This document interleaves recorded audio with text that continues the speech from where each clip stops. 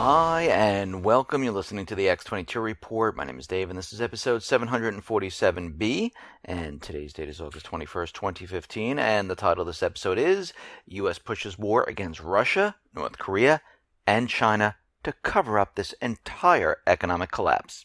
Now, before I get started, I have two announcements. One, the interview with V, the Guerrilla Economist, is now up on the YouTube channel X22 Report Spotlight. You can go right over there, type in X22 Report Spotlight.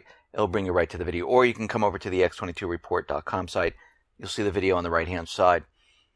I just finished an interview with Bill Holter today, which I'm going to place up on the Spotlight channel tomorrow, which is Saturday. And I think everyone should take a listen to this because he went down the path of what is going to occur in the next couple of months, and it is not good. What we should expect to see, what things are going to happen during this collapse. And everything that he was talking about is everything we've been talking about, and he basically explains what people are going to see, what they're going to experience, and I think everyone needs to listen to this interview. So after you're finished listening to V, the Guerrilla Economist, take all that information, apply it to what he is saying, and you'll understand how this collapse is going to devastate the United States, Europe, and the private Western Central Bank countries. Let's get right into the economic collapse geopolitical news.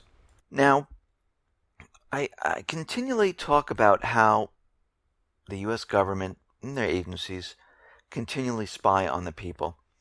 We know corporations have been tracking people, spying on the people. And out of Forbes they come out with an article highlighting the incredible creepiness factor in Spotify's new privacy policy. And I don't think this is just limited to Spotify. I think a lot of companies are starting to do this. This is a music streaming type of site. They have an app where you can make your own playlists and things like that. And they are the market leader of this. And Spotify had decided that it wants to know a lot more about you. It wants to be able to access the sensor information on your phones so it can determine whether you're walking, running, standing still. It wants to know your GPS coordinates, grab photos from your phone, and look through your contacts too. And it may share the information with its partners so a whole load of companies could know exactly where you are and what you're up to. If you look at some of the key updates, you see that 3.3, information stored on your mobile device. With your permission, we may collect information stored on your mobile device, such as contacts, photos, and media files. Local law may require that you seek the consent of your contacts to provide their personal information, so Spotify, which may use the information for the purposes specified in the privacy policy. Location and sensor information on 3.4. Depending on the type of device that you use to interact with the service in your setting, we may also collect information about where you are. Now, I know a lot of companies are starting to do this. They want to track you. They have sensors built in so they know when you enter certain stores where you've been. And we really don't need these companies tracking us because we know this is why the government wants the information from the companies. This is why they want your personal information, because the companies right now have the ability to track everyone because you're using their products. This is why the government wants the USA Freedom Act. This is why they want CISA, because what they're looking at is, something would be easier if we just got all this information from the corporations and we won't hold them liable. And this is why each and every person has to protect themselves. I mean, use encryption, block the signal. You can use blockatpocket.com. They have these sleeves. They're interwoven with different metals, silver, copper, into a fabric. You can slide your phone right into it. Stops them from tracking you. Turn off certain apps so they don't track you. Sometimes that doesn't work. If you're on a computer, make sure you use different types of search engines like Start Page, where you can use a proxy to hide where your searches are coming from. If you want encryption, I would say use some type of email encryption service. I mean, all of these things are out there. We just need to start using them so it just makes it it gives them a harder time of tracking you. And this is what everyone really needs to start doing. Because there's no reason why a company, the government, needs to know your personal business. And if they want to know your personal business and they want all this information, get a warrant. Go to a judge and explain why you need this. But the private information in the company should stay private. It shouldn't be transferred over to the government. There's no reason for it. And believe me, this information is not going to help them stop cyber attacks. Now, we understand the TSA is at sporting events, at the airports. Some train stations have the TSA where they're checking your bags and checking your personal belongings to make sure that you don't have a weapon, a bomb, and things like that. Well, since we've had a string of theater-related tragedies, it looks like the TSA might be moving into movie theaters, where they're going to check people to see if they have weapons or bombs. So now when you go into a movie theater, you might meet the TSA. They might want to look into your fanny pack if you still wear one. They might want to look into your purse. But if you don't have any of these objects, you're free to walk in, which makes no sense whatsoever if they're really checking for people that have these type of things, because you don't have to put a weapon in a backpack or a fanny pack. You can have it under your shirt. You can have it attached to your leg. So all of this is going back to what we always talked about. It's the fear factor, making everyone be afraid. Make everyone be afraid, and don't worry, the government will protect you. This is what we're seeing. Basically, we're turning into a controlled nation, where the government continually says, we will keep you safe. And guess what? We don't need the government to keep us safe. We need the government to do the job for the people. That's what the government is there for. It's not to do things for themselves. It's to listen to the people and do things that benefit the people. And guess what? The government doesn't do it. They're doing it for themselves. They're lining their own pockets. They haven't helped the people in a very long time. And we're coming to a point where we have to say, since this government is not working for us, do we need this government? Or should we let them go and say, you know something? We're kind of done with you. We need to let you go. It didn't work out. You're all fired. And I think we're at this point. NORAD right now, they're training in Washington, D.C. to defend against gyrocopters and ultralight aircraft.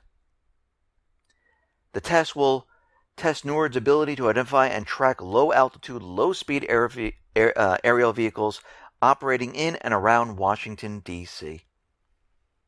So what do they expect to happen in Washington? I mean, are they expecting all of a sudden terrorists are going to come with gyrocopters and fly into Washington? Or are they expecting the people of the United States to use this type of equipment? Because it's very unclear of what they're actually training for. Now, out in South Korea, we see the war drums are beating right now. I mean, we see North and the South using the speaker systems, throwing insults to each other, and allegedly, North Korea decided to fire upon South Korea, and it hit a speaker system. And the United States decided to pause the South Korea military drills because of what happened. But don't worry, they resumed the military drills, and they're having the drills right up against the border. Provocation? Absolutely. Because they know at this point in time They know they need to get this war started to cover up this collapse. They know this collapse is coming. We discussed this. We're seeing it.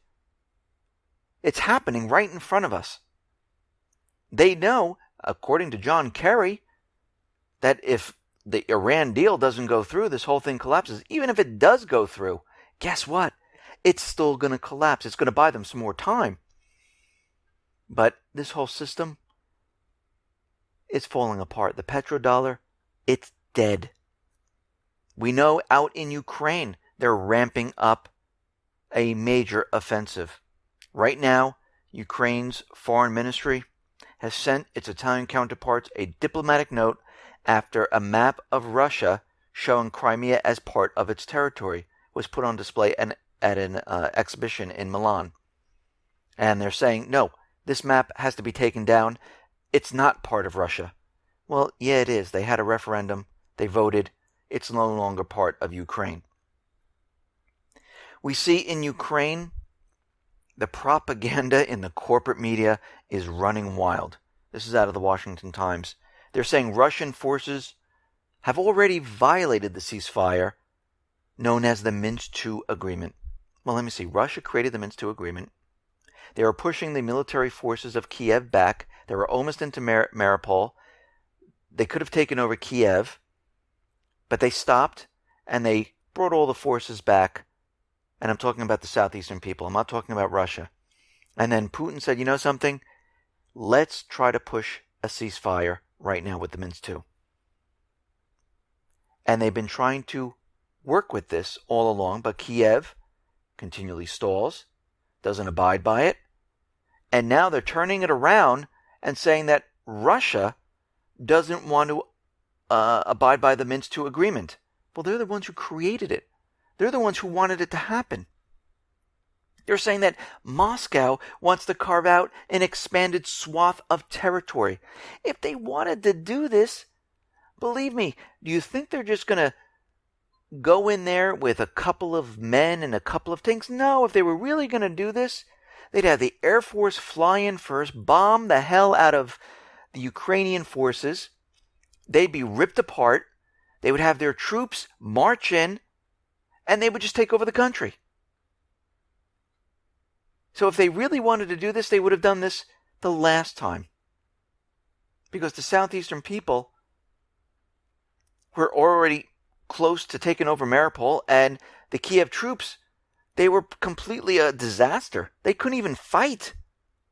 But they're saying the offensive is coming soon. This tells you, right here, right now, the United States government central bankers are getting ready to go full boat on the southeastern people. They want Ukraine. They want the natural gas. They want the production. They want the strategic ports. They want it all. They didn't get what they paid for, so they're going ahead with the offensive.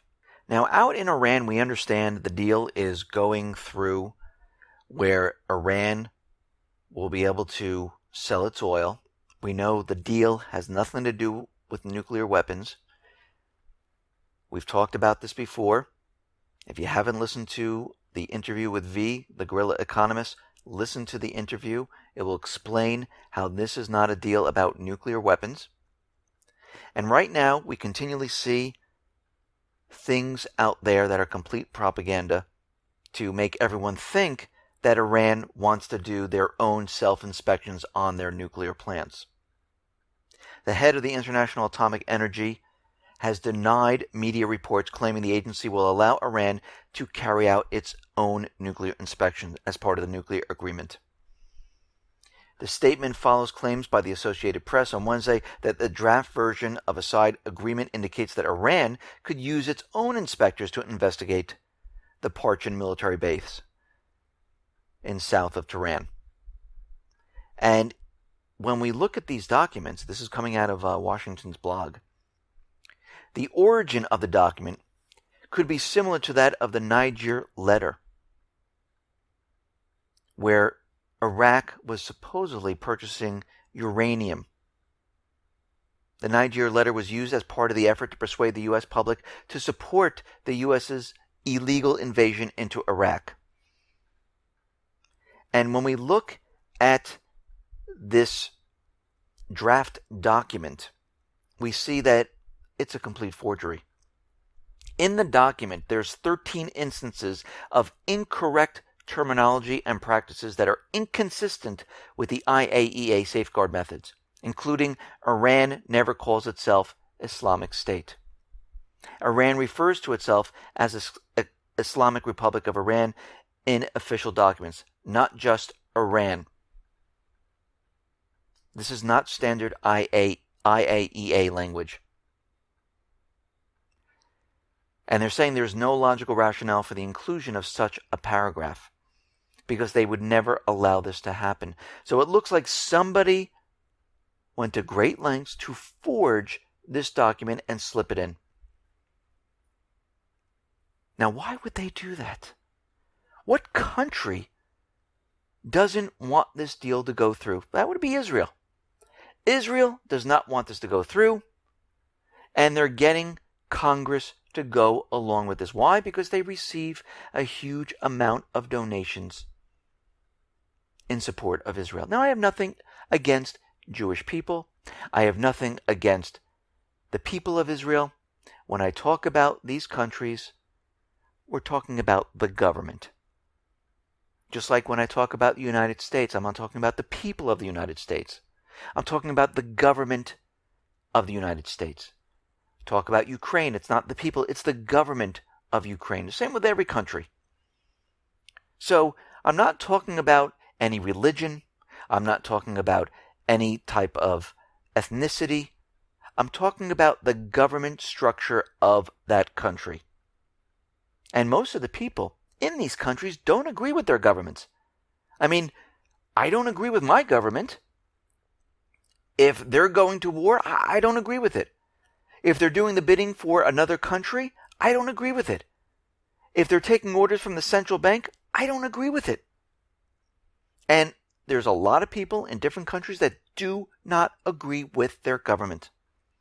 But the U.S. Congress is not interested in a nuclear agreement with Iran. Rather, it wants a complete surrender of the Islamic Republic.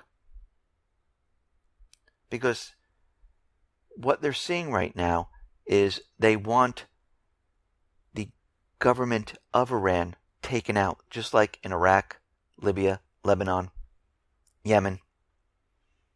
And I think the Obama administration understands and knows that this is not going to happen at this point in time. They know if they don't make this deal and use the dollar on the oil that Iran has, like John Kerry says, this system's coming crumbling down. It's going to crumble down anyhow. But they, in their minds, they believe this will prop it up. But I don't think Iran will continually go along with this. I don't think they'll use the dollar. I think they'll start accepting other currencies. And this whole thing is going to fall apart anyway. The petrodollar is dead. And we're going to see a complete disaster on a wide scale. Now, out in Syria, Turkey is looting and destroying Aleppo. They're just taking whatever they want, destroying things. Turkey wants to extend their mandate for Iraq and Syria. Their mandate only lasts until October 2nd, and it needs approval by Parliament to continue on. And if they don't get approval, they have to take their forces out. The U.S. can't use the air bases in Turkey. And they don't want this to happen. Do I think they're going to get approval? I think so.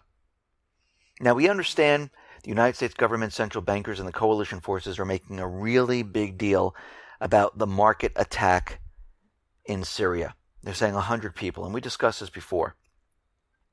But what's very interesting, this is coming out of counterpunch.org, is that when you look at the evidence that happened on August 16th, 2015, on the attack of the Syrian marketplace, just outside the capital of Damascus, we see that the Syrian government is saying, absolutely not, we did not bomb this marketplace, we did not kill hundreds of people.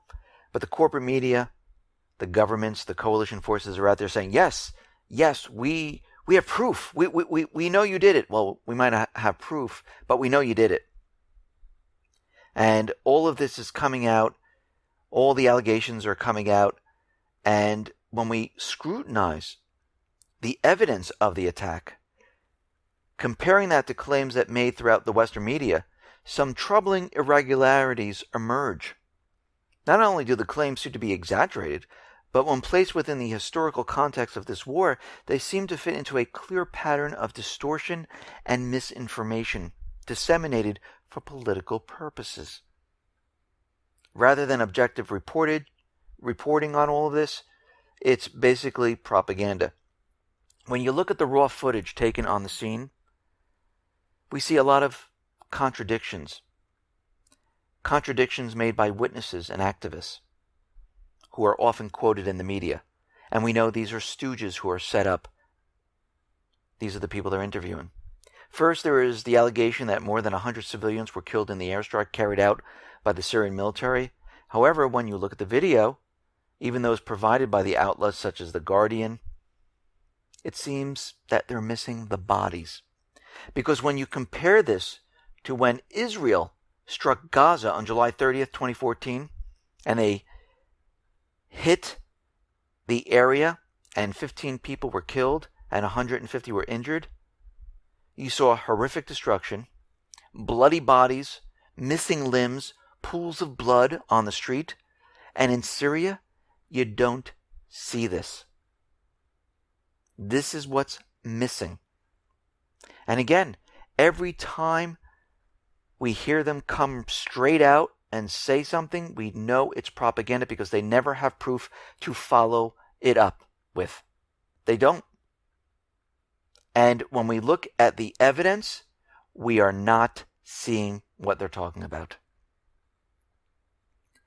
Now we see there's going to be a fresh set of U.S. trained rebels that are going to deploy to Syria within weeks. And they're hoping by the end of this year, they're going to have about 1,000 fighters ready to go. The total number of fighters is going to be 15,000. Now they're trying to train these forces. They want them to integrate into the Free Syrian Army to go after Assad. Of course, they're saying they're going to be going after the Islamic State, but we know they're getting ready for a major offensive. We see the U.S. has officially requested Australia expand its air force in Syria, which could include bombing. Prime Minister Tony Abbott confirmed it, but he said the government would not be rushed into a decision. They're thinking about it right now. We see from reports that U.S. troops have parachuted into Iraq, about 1,000 troops. The soldiers have landed on the outskirts of Mosul. So we already have troops on the ground preparing, because what's happening in each one of these countries is that the people are rising up, and the troops are there to stop the rise up in Iraq, to keep that puppet government in power. It's not the Islamic State. That is used to create chaos in each one of these countries. I mean, in Yemen, who are they fighting? It's the people of Yemen. In Libya, who are they fighting? It's the people of Libya. The same thing in Lebanon and Iraq. There's no difference. The Islamic State is a proxy army for the United States, the coalition forces. It is used to create chaos in these regions because it's falling apart. And when these regions fall apart, they're worried that they're not going to use the dollar to sell the oil. That's linked to the petrodollar. And if this doesn't happen, the petrodollar collapses. This is what they're continually propping up at this point. And the Islamic State is being used in Syria to get Assad because they need Syria. They need Iran. They couldn't use force to get into Iran. So they had to use a different tactic. The goal is always the same, though. But, as I discussed with V, I don't think Iran is going to keep using the dollar on the sale of the oil. I think what's going to happen is eventually they're going to say, you know what, we're going to be using the yuan, ruble. And at this point, when they stop using the dollar, this is when the United States is going to go in and try to remove the government. Of course, they're going to say it's a breach of the agreement. They're creating a nuclear weapon. They might even use a false flag. That's even if we get that far. Because this whole system's coming down right now. And I don't even know if we'll even make it to that point. Listen, everyone. Thanks a lot for listening. Be well, be safe, and especially be prepared. Thanks a lot.